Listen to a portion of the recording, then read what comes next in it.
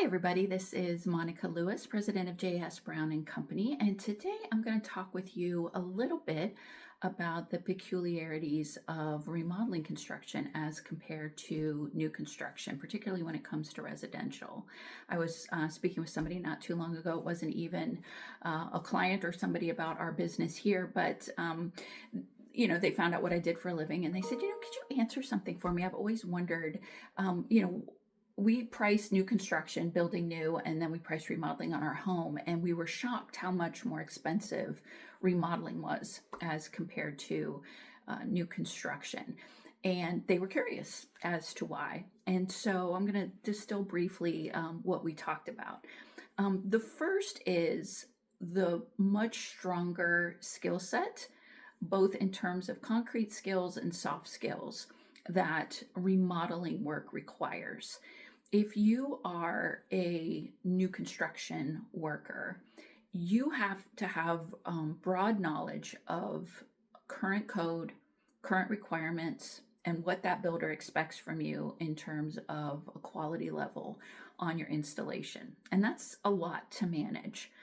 But a remodeling worker needs to know the full history of construction in their specific trade going back over 100 years, because we are often working in homes that are pre-1900 or early 1900 build all the way through recently built homes. And our plumber and our electrician and our framer and our in-house team, our HVAC, they need to know the basics of how houses were built in the 19 teens and how they were built in the 20 teens. And they need to understand how the new work that we're doing is going to tie into that old work. And that is a much broader knowledge base. And because of that, they can charge a little bit more because they know all of that work. The second is the working conditions. So we are working in homes that are already somebody's home.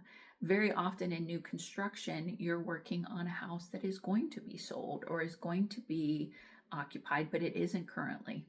And that means that the standards on the job site can be a little bit looser. I think everybody has heard the horror stories of finding, a bottle of tobacco spit dip or urine in a bottle or other unsavory things in the sump pump, that trash just gets swept into the HVAC system at the end of the day instead of being carted off properly.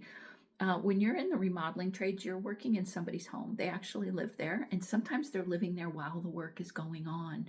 It's kind of like operating on a patient while they're awake, right? So we need tradespeople and framers and construction workers who are good at soft skills. They know how to be friendly to the family pet and keep the kids safe and out of the work area, and to be friendly to the people that are working there and not be cussing and spitting and listening to loud, obnoxious music or smoking while they're on the job site. So it's a higher caliber of people that we're hiring for their specific soft skills and their added knowledge base, and all of those things contribute to the additional cost. It's just more complicated to do, and we need nicer, better mannered, more skilled people to do it. So anything that has to do with labor or trades on the job site, price goes up when it's remodeling. That's almost a given.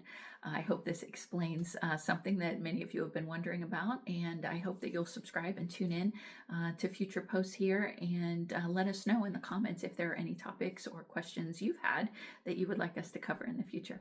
Thanks. Hope you're having a great day, and we'll talk again soon.